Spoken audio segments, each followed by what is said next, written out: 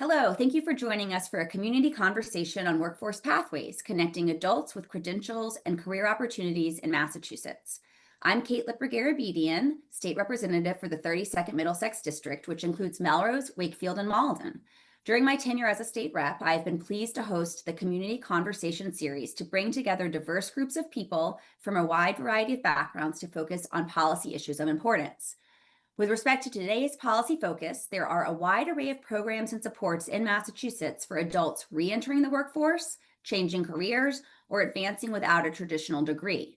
As a state representative, I've been glad to connect many of my constituents with these opportunities related to education, certification, and workforce skills. And I've been just as pleased to interface with various organizations and offices that offer these programs and supports. Today's event will serve as an overview of some of the programs that aim to align our talent in Massachusetts with economic opportunity, supporting mobility and building a more resilient and future-ready workforce across the Commonwealth. With that, I'm excited to review our time together today. I'll start by acknowledging our panel and providing some context regarding workforce development and upskilling in Massachusetts. We'll then benefit from presentations highlighting key resources and recommendations from each expert, who I will individually introduce. And then we'll close with information about how to learn more and stay in touch. So I'm very glad today to be joined by four esteemed presenters from the Executive Office of Labor and Workforce Development, the Commonwealth Corporation, Action for Boston Community Development, and Bunker Hill Community College. Thank you all for being here, and I'm really looking forward to your remarks. So a quick context setting. Massachusetts is home to a wide array of job sectors and opportunities, and roughly 70% of the employment opportunities in our knowledge-based economy will require some post-secondary training beyond a high school degree. More specifically, Massachusetts ranks 49th among states in the share of jobs for workers with just a high school diploma or less, and we are third in the share of jobs requiring post-secondary education. Today, due to advancements in technology, we're witnessing profound changes in the nature of work throughout the Commonwealth. Sectors like healthcare, clean energy, life sciences, and advanced manufacturing already are experiencing talent shortages, with many employers citing difficulty finding candidates with the right skills. Our clean energy workforce alone will need to grow by 38% by 2030 to fill all the expected jobs across more than 140 occupations. While these workforce shifts bring exciting possibilities, they also call on us to act to ensure our workforce is ready to meet the moment. As of May of this year, there were more than 200,000 active job openings in Massachusetts, with roughly 400,000 underemployed individuals. So we have a large proportion of untapped talent, and it will be essential that we support our workforce with opportunities and programs to make industry transitioning, new employment, and upskilling more accessible for everyone in the Commonwealth. Throughout my tenure as a state rep, I've been glad to engage with numerous constituents, businesses, organizations, and other stakeholders concerned with these issues of building a skilled workforce. Here in my district, the 32nd Middlesex, in just the last year, I've attended the ribbon cutting of a new Mass Hire Metro North Career Center and visited a local career program watching healthcare students in action. I've been just as pleased to join the legislature in continuing to fund workforce development programs and supports. Just this week, the General Court passed the fiscal year 26 budget, now on the governor's desk for her review. I was proud that we appropriated nearly $60 million for adult basic education services, $20 million for DTA employment and training services, $9 million for career technical institutes, and $3.3 million for registered apprenticeship expansion, among other workforce development investments. And more than 6,000 bills have been filed to start this legislative session, with many focused on labor and workforce development. One bill I filed would codify in statute the Workforce Skills Cabinet, which was created in the last administration. The Workforce Skills Cabinet works to align the executive offices of education, labor and workforce development, and economic development to support a comprehensive economic growth agenda. House Bill 637 would confirm the Workforce Skills Cabinet's purpose of studying regional workforce needs and aligning programming with the state's goals around economic growth, workforce development, and universal student access to opportunities. Many of my colleagues in the building have filed bills this session aimed at cultivating increased opportunities for skills building, career transitions, and boosting our labor force. The Healy administration and the legislature have made workforce development a key priority, committing significant resources to this effort. Additional recent legislative investments include $6.8 million to train, upskill, and employ over 1,100 workers across sectors like healthcare, life sciences, technology, and construction, Another $22 million allocated to provide summer and year-round employment opportunities for more than 6,500 youth and young adults across the Commonwealth. So that gives us a bit of context as we now turn over to esteemed panelists to hear more about your work and expertise in this space. And I'd love to start with Undersecretary Cutler. So Josh Cutler serves as the Undersecretary of Labor in the Executive Office of Labor and Workforce Development, where he leads initiatives spanning apprenticeship, labor standards, economic research, caregiving, and pay equity. He joined the Healey-Driscoll administration last year after 6 terms in the Massachusetts House of Representatives. It was a pleasure to have you as a colleague, where he chaired the Labor and Workforce Development Committee, the Future of Work Commission, and the Coastal Caucus. Josh has been honored with the Thomas M. Menino Public Service Award and recognized as a Legislator of the Year by multiple organizations for his leadership on disability employment, workforce development, and mental health policy. So Undersecretary Cutler, I'll turn it over to you. Fantastic. Well, thank you, Representative. It's great to be here. Thank you for that wonderful set of remarks, just framing all the great work that's happening here in the Commonwealth in terms of workforce. It was a pleasure serving with you in the legislature and really excited all the great work you continue to do. We really value the partnership that we have here with the legislature. And I think the folks in your district are very fortunate to have you advocating for them on their behalf. So briefly, folks, I just wanted to kind of touch on a few things. I know we have a great lineup of panelists here, and so I want to make sure we save time. But I like to say, and I think Representative touched on it, really summed it up really well. Here in the Commonwealth, we have, we don't have, the sort of the natural resources that maybe other states do. We don't have vast oil reserves or year-round sunshine, as I like to say. Our most important asset is our workforce. It's our skilled workforce, and investing in our workforce is what really keeps the engine that keeps our economy moving.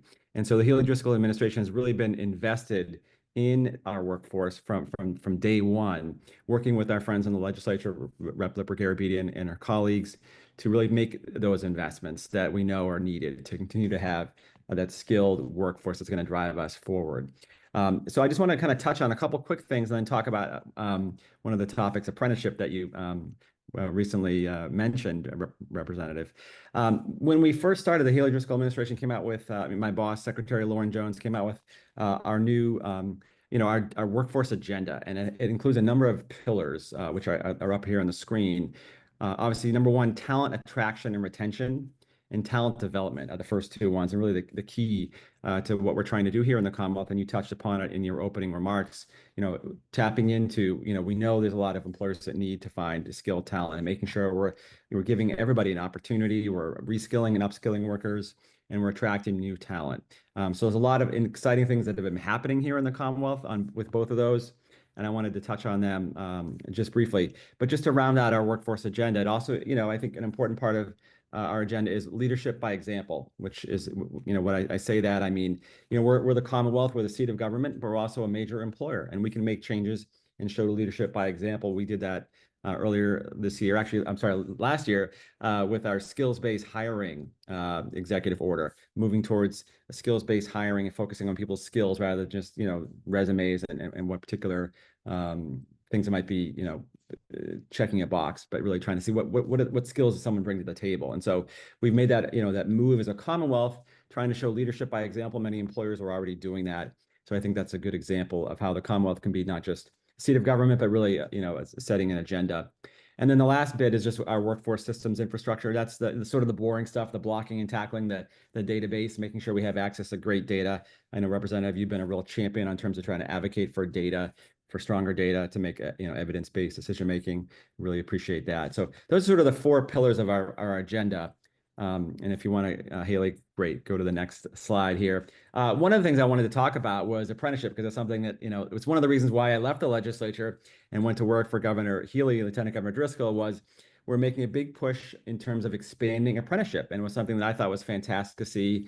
And because of the strong support in the legislature, which continues, and again, we're grateful for the budget that you all just passed, we've really been able to make a big push in terms of apprenticeship. And when I say, apprenticeship, people may think, your mind may go to like, an image of a blacksmith or a carpenter or a printer, what we think of as a traditional occupations that have apprentices. And that is definitely true. And I would say the building trades are a huge part of our apprenticeship ecosystem and a key part of it throughout the Commonwealth. But, it's also much more than that. And I wanted to kind of make that point home. And we have a little, I think we can go to the next slide. So just a quick little overview of what is an apprenticeship. So people are, very familiar with the term, but may not know really what goes into the details of what makes something an apprenticeship.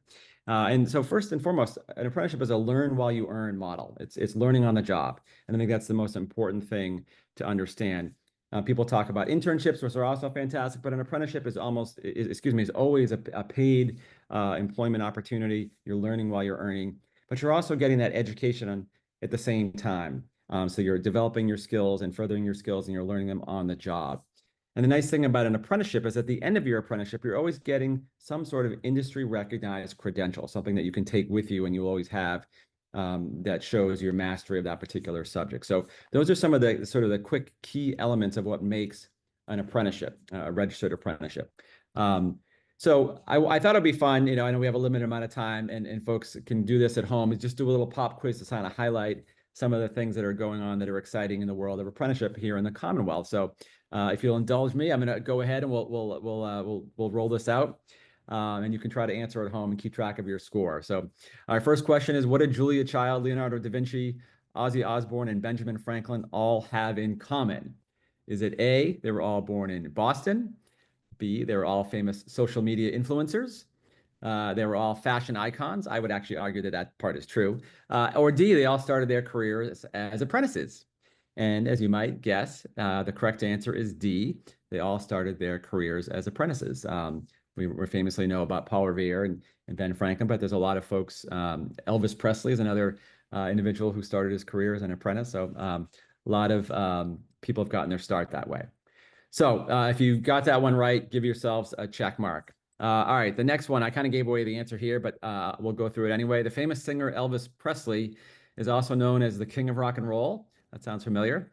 Served 2 years in the U.S. Army. I believe that's correct. Was once an electrical apprentice. I just mentioned that. Or D, all of the above. So which one is correct? I think as I kind of gave away, the correct answer is D, all of the above. Elvis Presley was also an apprentice, started his career that way. So another great example. So hopefully everybody's 2 for 2 in the audience there. So if you can look at that handsome gentleman right there on the left, that's me wearing a surgical mask. And I'll tell you why in a second. But question number 3 is, which of the following occupations is not currently a registered apprenticeship program in Massachusetts? Is it A, a cybersecurity analyst? B, a sterile processing technician, and that is what I was doing in that photograph. C, a credit analyst, or D, a Jedi Knight. So which of these occupations is not currently a registered apprenticeship program in Massachusetts? Think about that one for a second. Well, you're correct. We don't have any apprenticeship programs for Jedi Knights. Something we're working on. They'd be disappointed to know It's disappointing. I understand, and we're working on it. And with the great funding from the legislature, hopefully we can get there. But we don't currently have that. But we do. The good news is we do have all the others. And I don't know if you can back up a moment on the slide, Haley, but I wanted to just make the point. I went and visited, this is way in the other part of the state, out in the Springfield area, Bay State Medical Center, not too long ago, to see their new sterile processing technician apprenticeship. But a great example, they were having trouble. They had a key role that they needed to fill in their hospital for the people who sterilize the surgical equipment, which is a really important role. And they were having trouble filling that and creating that career pipeline. And so they developed a sterile processing technician apprenticeship program. And we went out and did a tour. So I had to wear the hat. So just another example of how we're expanding apprenticeship here in the Haley Driscoll administration to all different types of fields: healthcare, early education, IT, you name it. It's not just about the building trades anymore. All right, let's go to our next question. Hopefully everybody's 3 for 3. So question number 4, a registered apprenticeship offers which of the following benefits? Is it A, paid job experience with progressive wages? That sounds good. B, related technical classroom instruction. That also sounds great. C, getting an industry recognized credential. Well, this is hard to pick. Or D, all of the above. Well, if you want to lock in your answers, we'll go to the next slide, and hopefully everyone got that correct. D, all of the above. So as I touched on very briefly in one of the intro slides, an apprenticeship offers all of these different benefits. So it's a great way to develop your career and learn new skills. All right, so question number 5. The Healy-Driscoll administration, thanks to our friends in the legislature, has awarded expansion and opportunity grants. We now actually call them the GROW Apprenticeship Awards, in which of the following? Is it A, $250,000 for childcare teacher apprentices? B, $250,000 for licensed alcohol and drug counselor apprenticeships? C, $200,000 for cybersecurity apprenticeships? Or D, our favorite answer, all of the above? Well, it's all of the above. And if you could just back up 1 second, I just want to highlight, this slide hopefully highlights the breadth of different industries that we cover now with apprenticeship. Early childhood educators, behavioral health, mental health, cybersecurity, IT. You name it, banking. I just was recently at a graduation ceremony with the Mass Bankers Association. They graduated a number of credit analyst apprentices. So a lot of exciting stuff is happening in the world of apprenticeship with the investments that the legislature and the Healy-Driscoll administration are making to help employers find and tap into talent. So I just wanted to highlight that. And so that's actually, that's a picture of the awards day when we were giving out some of the grants, which was fantastic with my boss, Secretary Jones, and our great team that we have at Labor and Workforce Development. So I think that's the end of the quiz. So I'm assuming that all of you hopefully got 5 out of 5 right. I know Representative Lipper-Garabedian got 100%. I'm sure of that. And I know the rest of the team did as well. So give yourself a gold star for passing the pop quiz. Now you can consider yourself an expert in registered apprenticeship. I hope this will pique your interest enough to learn a little bit more about what's happening with apprenticeship, whether you're an employer or a would-be apprentice, and certainly reach out to us to learn more. We're happy to plug you in. And I'll stop here and give our folks, some of the other panelists, a chance to share some knowledge. But it's been a great to be able to talk with you all for a brief amount. And again, thank you for everything that you do to support our workforce here in the Commonwealth. Thank you so much, Undersecretary Cutler. I really appreciated the interactive quiz as well, and really glad that the administration, with support from the legislature, is really leaning in on apprenticeship. It makes all the sense in the world as we think about workforce opportunities, and really glad that you and your team are expanding a variety of pipelines for residents across the Commonwealth in areas that meet their passion and interest. So thank you, and certainly we'll be sure that at the end of this, there is an opportunity for folks who are watching to see sort of how to get in touch and how to learn more about apprenticeship. So thank you. I'd now like to turn to Commonwealth Corporation. And today we're joined by the Vice President of Youth and Justice Programs at ComCorp, Aadil Sulaiman. So ComCorp is the quasi-public agency focused on building industry sector pathways for youth and adults in Massachusetts to prepare for high-demand jobs. Prior to joining ComCorp, Aadil served as the Director of Next Generation Jobs at Root Capital, a nonprofit supporting early development of agricultural enterprises. And prior to that, he worked for Europe United, equipping students with skills and success through career pathways and job training. So we're very excited to hear today more about ComCorp and a variety of the initiatives that are taking place there. Thank you again for joining us. Yeah, thank you, Rep. Lipper-Garabedian, and thank you for that nice introduction. So hello, everyone. My name is Aadil Sulaiman. I'm a Vice President at Commonwealth Corporation, or ComCorp for short. And as was mentioned, I oversee our workforce development programs that focus on youth and justice. It's a real pleasure to be invited and a pleasure to be a part of this important panel. And over the next few minutes, I'll provide a brief overview of ComCorp and offer some background on 2 of our programs that are helping workers in communities across the state to enhance their skills and secure jobs. One, the Career Technical Initiative, also called CTI, and the other, the Workforce Competitiveness Trust Fund, WCTF.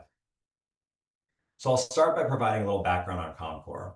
We're a quasi-public agency that fall under the umbrella of the state's Executive Office of Labor and Workforce Development, where I get to work with my wonderful colleague, Josh Cutler, who just presented. I don't have a quiz, so that'll be a little variation here. We enhance workforce training on behalf of the state legislature. And again, thank you for your support, Rep. Lipper-Garabedian, and also the Healy-Driscoll administration at large. ComCorp is industry agnostic, so we support all sectors, and particularly those with acute labor shortages, such as healthcare, manufacturing, and the trades. And our programs focus on a number of critical populations, such as unemployed and underemployed adults, youth, returning citizens, young adults with disabilities, and others. And we play really key roles in workforce development for administering workforce training grants and providing technical assistance to grantees, particularly as communities of practice and as a convener. On the next slide, we talk a little bit about how the programs that we administer, the programs we administer have a broad reach, serving a large number of workers all across the state. So last year, we awarded over $130 million of grants across all of our programs, serving more than 47,000 individuals across the Commonwealth. And this goes from the Cape to Western Mass and serving all industry sectors such as construction, healthcare, IT, and others. And we really place a focus on underserved individuals, including unemployed individuals and individuals of color. To get into the Workforce Competitiveness Trust Fund, WCTF, I want to mention that it's one of ComCor's longest standing programs, with its 20th anniversary actually coming up next year. And this program awards grants to partnerships of employers, community colleges, and other organizations to train workers for in-demand jobs in their local areas. We focus on training unemployed and underemployed adults and helping them secure employment. And these projects go in a wide range of industries. We can also pivot to address critical state workforce priorities. For example, recently WCTF placed an increased emphasis on English for speakers of other languages, or ESOL. As you can see from this slide, eligibility for these grants is very broad. Organizations can apply, including community-based organizations, community colleges, employers, labor organizations, and a range of other entities. And the grants that are funded through this program can be up to $500,000 and last for up to 3 years. Moving on, WCTF has also placed a strong emphasis on funding healthcare-focused training programs over the last few years. And that reflects the major role that healthcare plays in the state and the job opportunities that we have in this critical sector. So as part of this focus on healthcare, we awarded 9 grants to mass hire workforce boards that support healthcare and behavioral health hubs, expanding training programs in nearly every region of the state. And you can see on the slide here, the 9 mass hire boards that those were awarded to. Further, the healthcare and behavioral health hubs help individuals prepare for a wide range of occupations. So on this slide, you can see that within these hubs, individuals can train for jobs as dental assistants, EMTs, mental health peer support specialists, and many other roles, depending on the employer partners in each grant and the jobs available in local areas. So we really work together to enhance this ecosystem of labor, talent, and demand from employers to ensure that these are really effective programs. So there are healthcare and behavioral health hubs in all regions of the state, and this slide is listing 2 of them, grants that are awarded to Mass Hire North Shore Workforce Board and the Boston Private Industry Council. WCTF also funds other types of healthcare-focused grants, like another recent grant that we awarded to Mass Hire North Shore Workforce Board, which is specifically to train individuals for mental health counselors and mental health specialist positions. And I think this slide, zooming in really particularly on these 3 grants, shows the broad range and also how, based on geography and job availability, these grants are being targeted. And finally, on this slide, we want to share a little bit of the impact that WCTF grants are having on individuals across the state. With support from a WCTF grant, Catholic Charities is now able to offer nursing assistant and home health aide training free of charge, with career coaching and other additional supports for participants, enrolling individuals like the program participant featured on this slide. And I just want to read off this quote from the Director of Workforce Development at Catholic Charities that I think speaks to some of the value of this program. Being able to offer this training free is a game changer and allows us to change the lives of hundreds of individuals. Moving on from WCTF, I want to talk about the Career Technical Initiative, CTI. It's a relatively new program launched a few years ago to award grants to vocational technical high schools to provide training after dark when the 9-to-5 workday is over. The idea here is that CTI trains unemployed and underemployed adults for jobs in specifically in manufacturing, construction, and skilled trades. And like other programs at ComCor, partnerships are really vital to CTI. CTI requires schools to have partnerships with multiple employers and helps ensure that the training that schools provide leads directly to employment opportunities.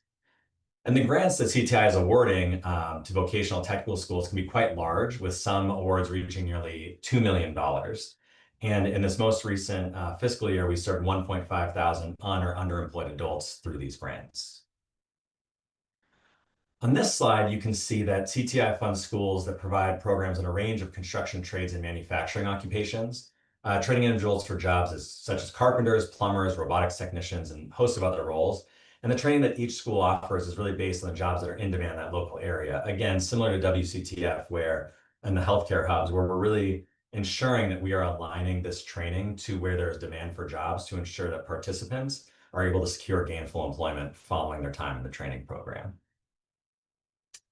Vocational technical schools across state are receiving funding to support their programs. And so here you're going to see Essex North Shore Agricultural and Technical School and Lynn Vocational Technical Institute, and the target occupations that are listed for these. Again, another example of how these programs and the programs that CommCore is administering through the CTI grant are meant to be really relevant to the region that they're serving.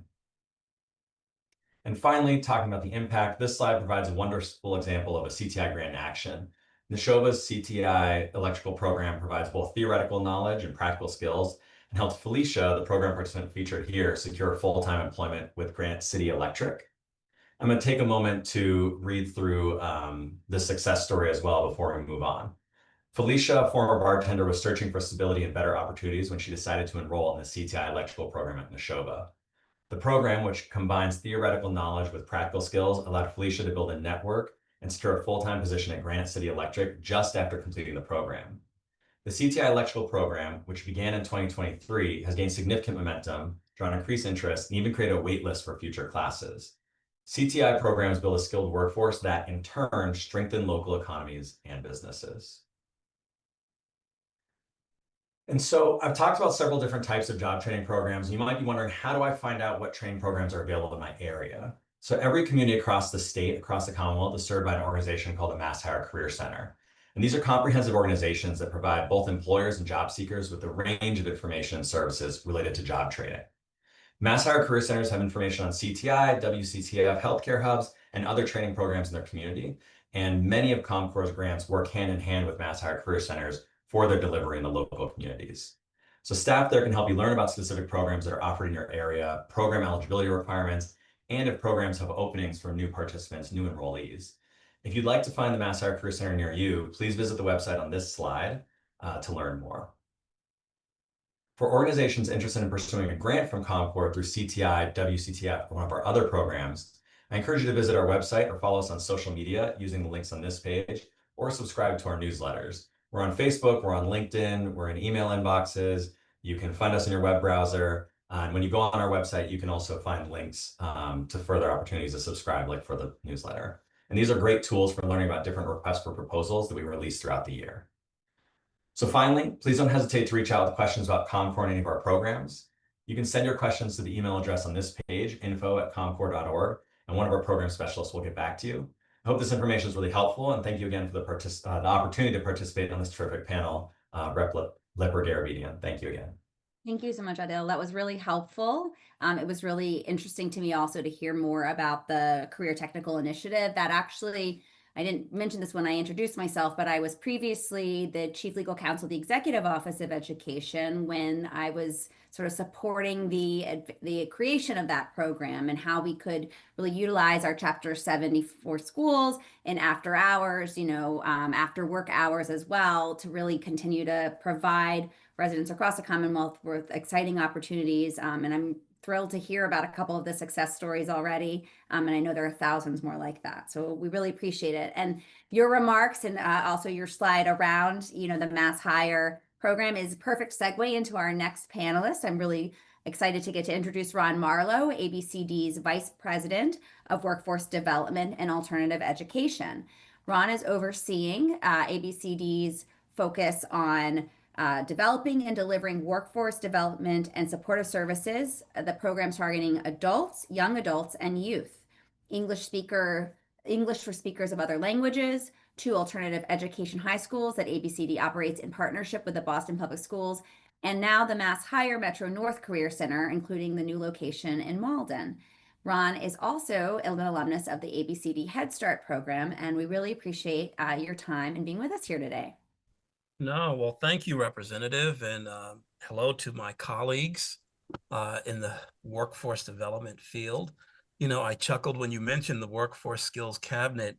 When I served as Undersecretary of Workforce Development in the prior administration, that was one of the first 2 executive orders that I had the pleasure to write and the governor's office embrace to formalize and institutionalize the Workforce Skills Cabinet under then Secretaries Walker, Pizer, in Jay Ash. And so it is great that that institution is still around and that it may get codified one of these days.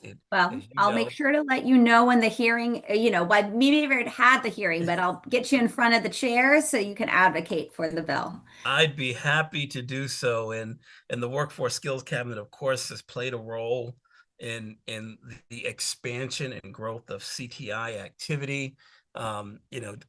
Undersecretary Cutler, who's working in the apprenticeship space. I feel a strong connection, not only personally, but professionally to each of my colleagues, because the one-stop career centers really sit at the epicenter of all of the work that we're all trying to do. And we have tentacles that extend to each other. As you mentioned, ABCD is an operator of two MassHire one-stop career center systems, Metro North, in which there are career centers located not only in Malden, but also in Chelsea, Woburn, and Cambridge. And as of last July 1st, MassHire Boston ABCD Career Center, which is one of two systems in Boston, my colleagues at Jewish Vocational Services run MassHire downtown Boston. In addition to that, and I'll come back to the career centers, ABCD is a community-based workforce development organization. And when I served as undersecretary, and I think has continued on to this day, we're fortunate in Massachusetts that we have rich ecosystems of workforce development practitioners. We have the formal public workforce system, which is characterized by MassHire. We have our community college system, a very vibrant community college system here, that's one of which is represented by my colleague from Bunker Hill. Obviously, ComCore, sitting as the quasi-public entity, the premier one that supports workforce development efforts, especially those targeted to unemployed and underemployed, as well as underrepresented populations, and the expansion of apprenticeship. 10 years ago, apprenticeship was, as the undersecretary described it, when you thought of it, you thought of people with hard hats and working in skilled trades. And over the years, it's expanded tremendously to so-called non-traditional occupations that have now become engaged in apprenticeship as a way of helping people really make that transition from unemployed, underemployed, to learning while they're earning a credential, and then having guaranteed employment really at the end of their apprenticeship journey. And so the one-stop career centers, as I mentioned, sit at the epicenter of all of this work. In many instances, if you're going after a WCTF grant, if it's not required, and it's not required in all instances, it's strongly encouraged that you have a partnership with your local one-stop career center to help facilitate outreach and recruitment efforts. In some instances, screening and assessments for our partners. If you're participating in the CTI world, as my colleague mentioned, that in many instances, the local workforce development system, typically the board and the career center, are partners to our Voc Tech schools or career and technical education schools, and in fulfilling a similar role, helping individuals understand the opportunities that are available to them, not just in so-called traditional work hours, but as you mentioned, Representative, in non-traditional work hours after the 5 p.m. hour, to really make those opportunities available to adults who need them. If you go to a career center, not only can you find employment information, i.e. who's hiring, what occupations are expected to grow over the next 5 to 10 years, what occupations it happens are expected to contract. And the one thing you don't want to do, even if you respect customer or client choice, is to in any way lead a customer or a client into an occupation that's expected to really suffer some contraction over the next few years, and thus find themselves looking for a new job. I think the one element I would really stress about one-stop career centers is that they're not just the place you're expected or required to go to as a condition of unemployment insurance. They're a place in which a multiplicity of services are available, whether you're unemployed recently or long-term, whether you feel you're underemployed, that you work 25 hours a week, but you really would love to find a job that worked 35 or 40 hours a week, and you're just trying to figure out that transition. We have information to educational opportunities in Metro North and in Boston, partners with Bunker Hill Community College, Middlesex Community College, Franklin Cummings Technical Institute, and many others across the Commonwealth. And so it's really, as it says, a one-stop shop for accessing information that will help you move from where you are to where you want to be. In both Metro North and in Mass Higher Boston, we've brought what I'll call the ABCD DNA to the career centers. Over time, if you are living in a community in which you've had very disconnected have been very disconnected to the labor market, you may not have always seen a career center as your first opportunity. You may have turned to your local community-based organization to gain access to those job training opportunities that will get you into the labor market. At ABCD, we've decided that we're going to introduce specialized, I call them specialized services, so that you will feel at home in a one-stop career center in the same way you felt at home at a CBO. So what does that mean? It means that the career centers we operate, we've introduced digital navigation services to really help people not only with questions of digital access. As we know, access to high quality broadband is not ubiquitous in the Commonwealth, and in some instances you can gain it, but you got to know where to turn to. And so we offer information on how do you access digital tools to fulfill your needs. We also do digital literacy because, again, not everyone who can use an Android or a cell phone very well is as adept at using a laptop, Chromebook, or desktop. And so we find that people who are very adept at a cell phone or an Android sometimes struggle with the larger devices. And our digital navigation services are meant to close the gaps, if you will, in those two areas. Additionally, we offer access to support services, navigation, i.e., in many instances, those who live in low income or hard to employ communities have social support barriers that may frustrate their gaining entry in continued participation in a job training program or an educational program if they can't mitigate those support services needs. Some people call them wraparound services. We said one of the ways to build a better mousetrap, if you will, at the career centers is to have actually a support service navigation team embedded in our career centers so that if you have those challenges, just because you come to a career center doesn't mean you have to go someplace else to figure out how to mitigate those barriers. We also operate what's called the Bridges Returning Citizen Center, a career center within a career center, if you will, that's really dedicated to helping those individuals who are matriculating from our prisons or jails and really just want an opportunity to rebuild their lives. And often employment sits as one of the top 2 or 3 issues that can frustrate that successful reentry into society. And we decided that, you know what? Career centers are high volume operations. It would not be fair to ask the existing staff to not only understand the population in question, but to be able to work with them effectively. So we created a team within our career center systems to be able to assist such individuals. And last but not least, the one I'm most excited about, because it's going to be the newest launching effort, is we're going to launch what's called the Clean Energy Career Center, another career center within a career center that's designed to fulfill the promise of the statistic you mentioned earlier, representative of the great number of clean/green energy jobs that we expect to create in the Commonwealth. And sometimes employers have a hard time finding qualified job seekers. Job seekers have a hard time finding employers who are willing to hire or at least consider their candidacy. And we believe that this will be the next vanguard effort, if you will, in fulfilling the labor exchange function that is inherent in all career centers.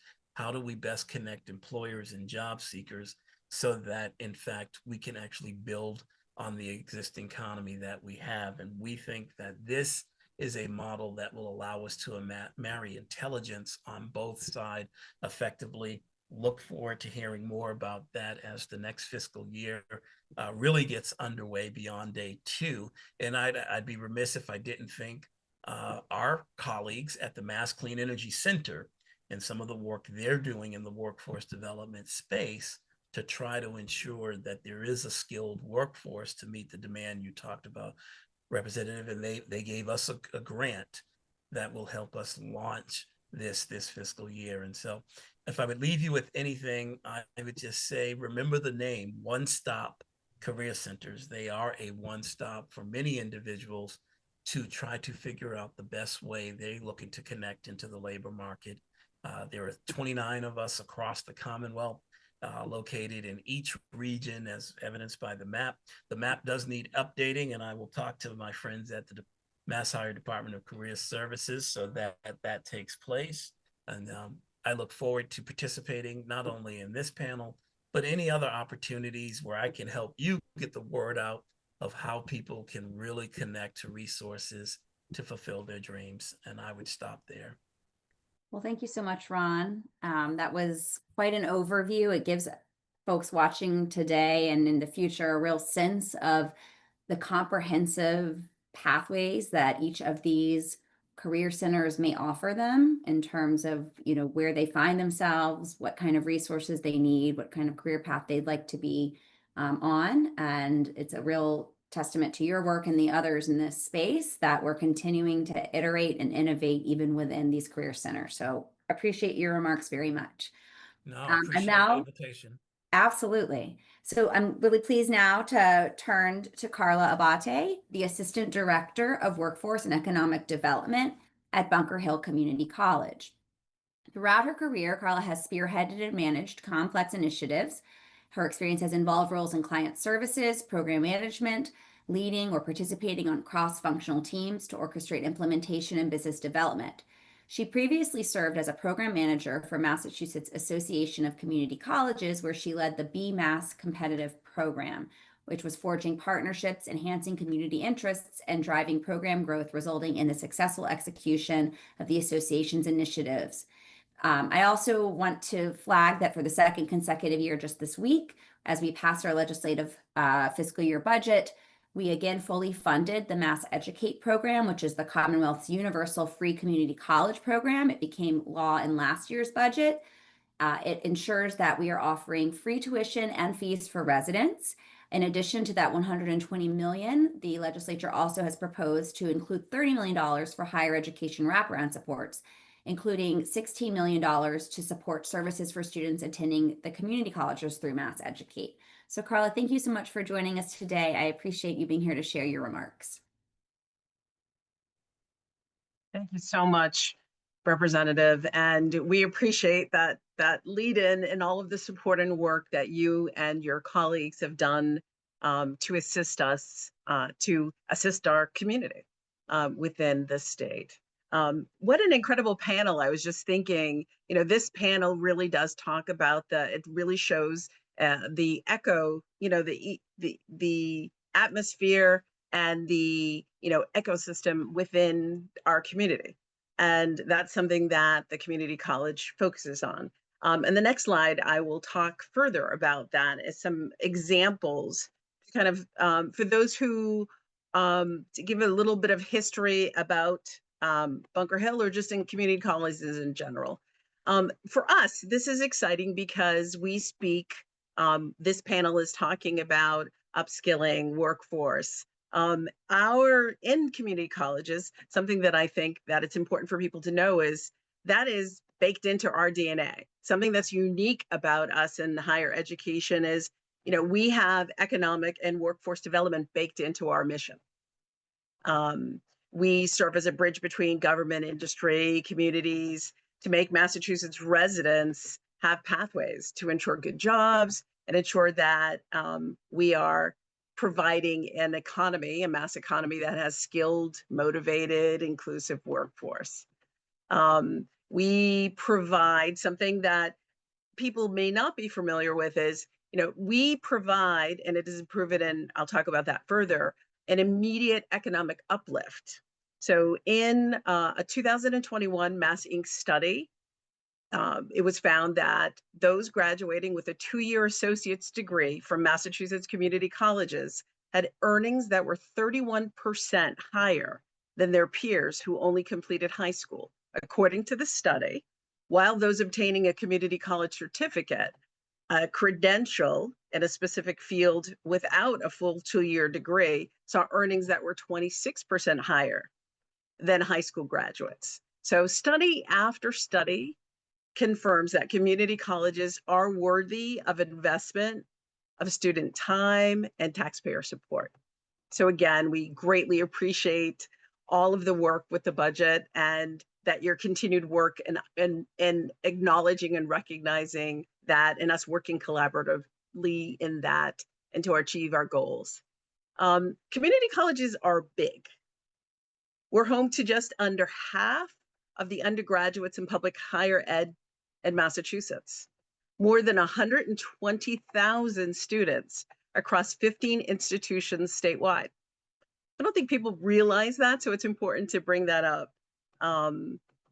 And our community college students are drawn from the communities around Bunker Hill. Most of our students are within a 10-mile radius. And as we know from driving traffic in Massachusetts, 10 miles is significant in the area. But around our area, we look at how we support, and as you said, Representative, we are experiencing a renaissance with the introduction of free community college. So when we talk about serving our communities, we obviously, Malden is one of the communities in which we serve. We have people from Melrose as well. We have most across, it is the urban core and gateway cities within that we support. And I just spoke about upward mobility. We can go to the next slide, please. So when we talk about this is again, when we were talking about the quintiles, these are things that were taken from the 2016 Harvard University Equity and Opportunity Project. So about 75% start at Bunker Hill in the bottom 2 quintiles of income, and about 30% move up to 2 or more. And this speaks to the stats that I was talking about previously. So real world data we look at, and how community colleges impact our students, the economy, and that seeking to have the highest economic mobility increase. Next slide, please. So when we're looking at our students, who are Bunker Hill Community College students? So this gives a look at that. We have 11,000 credit students, 6,000 non-credit students, our break of full-time, part-time. One of the things that we talk about a lot, and you'll hear our President Ettinger talk about, is that whatever path you come into community colleges, you are welcome. We are looking to serve that extensive body. So this slide here shows you that example of the makeup, which is a diverse population within our community. Next slide, please.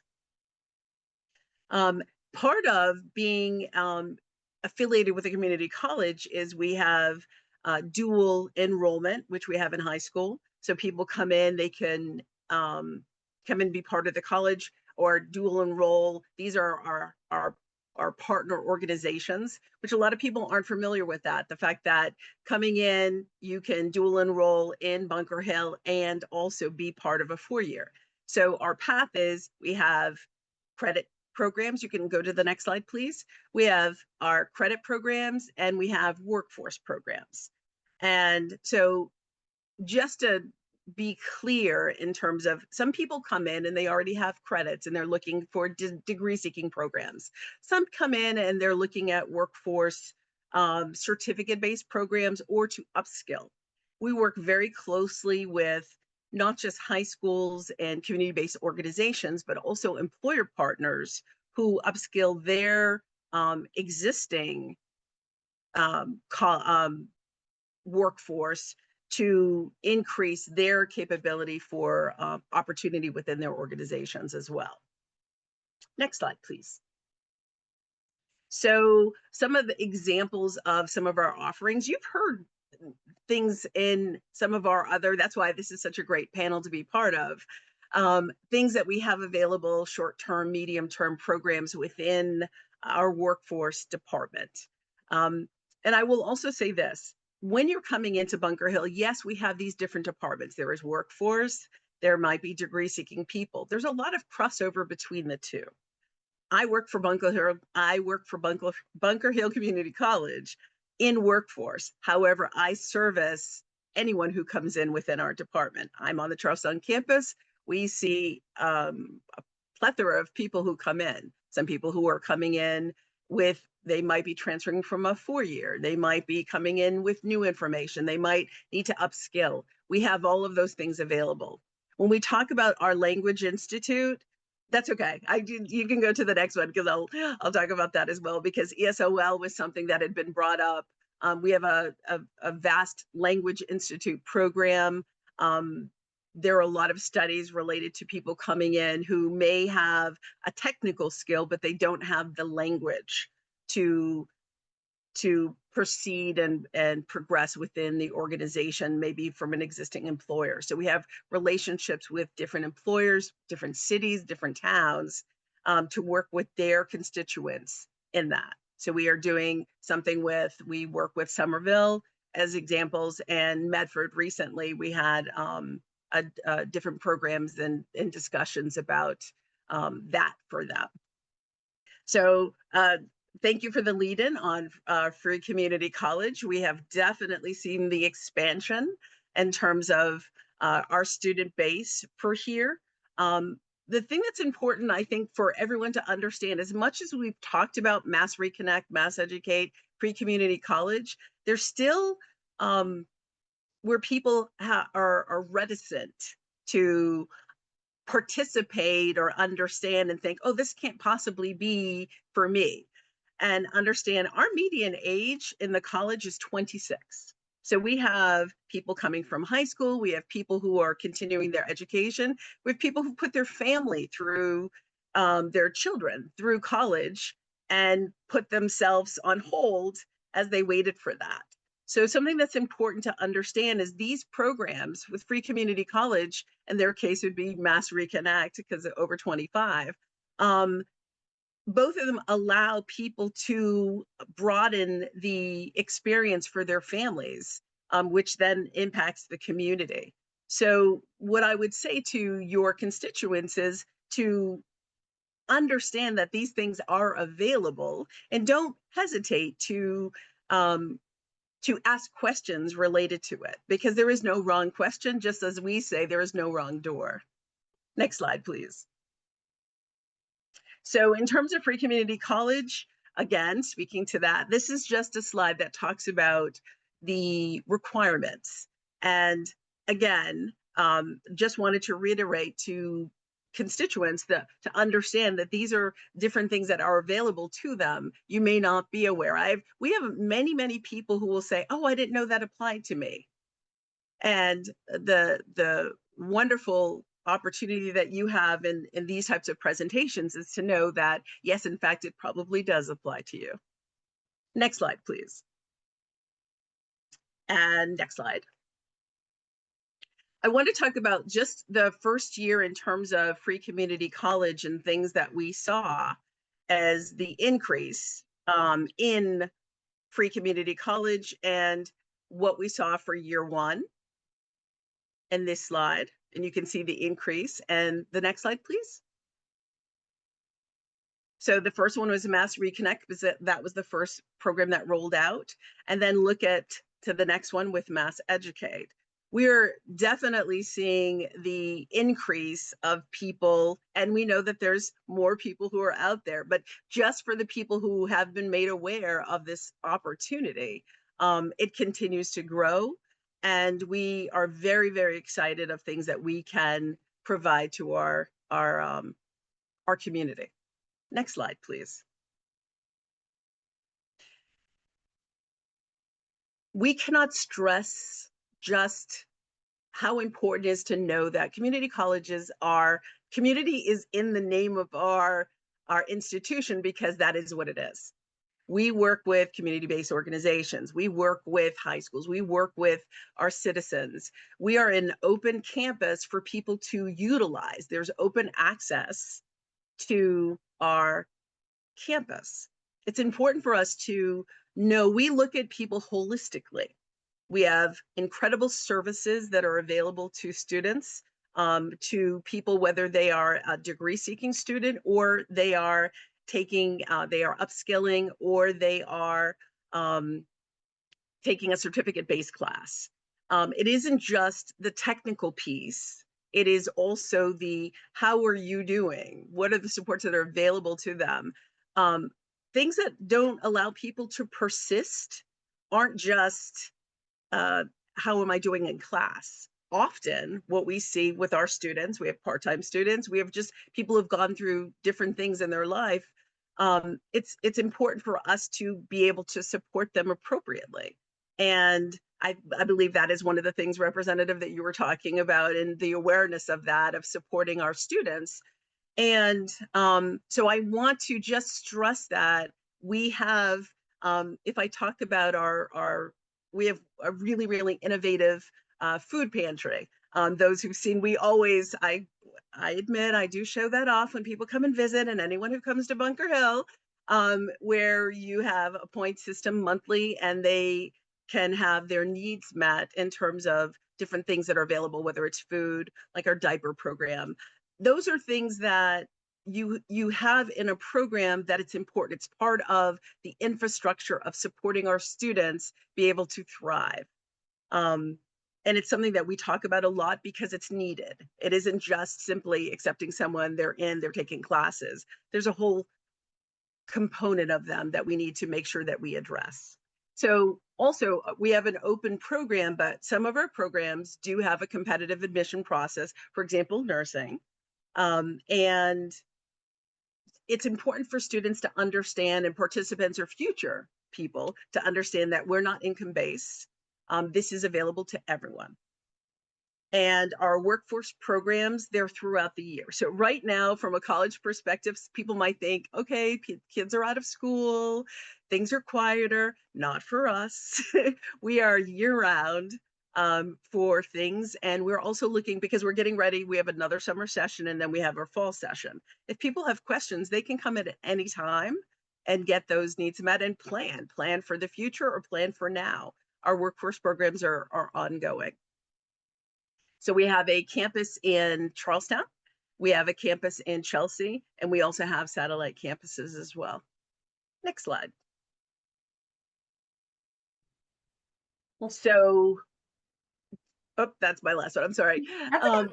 The important thing in terms of community college, I would say, is, and it sounds hokey to say it's community, but it is community. We are there for you. This is we are your institution. We are the institution of the Commonwealth to be able to thrive and learn and grow. And we want that ongoing learning, whether whatever your circumstance is, we are available to support you. Thank you. Great. Thank you, Carla. And for those watching, Bunker Hill Community College is an excellent institution that does serve folks in my district, and statewide there are 15 community colleges. So there is an accessible campus or mini campuses for folks all across the state. And I'm really grateful for you for raising up, some of the programming, both workforce and education, that exist. I'm mindful of our time, and I want to make sure that if anyone has anything that any of our colleagues said that sort of sparked something else you wanted to share, I'd give you a chance just now to add anything before we close. I'll also note for those who have been watching that we will post the resources that you've seen displayed on the screen with hyperlinks and more information on my website, kateforrep.com, so that you can go there to look more closely at some of this incredibly informative data and resources that my colleagues here have shared in their own slides. Anyone else feel a burning need to share something that you've failed to mention before? I really do appreciate your time and the degree to which you've provided really action-oriented information for viewers about where they could go next to explore opportunities for upskilling, for additional workforce credentialing, for post-secondary education opportunities. And of course, I know that each of your organizations, as well as my own office, is available to field additional questions or inquiries. If you want to just go to the next slide, we can share out here are ways in which you can contact each of our offices by phone, but by email and online.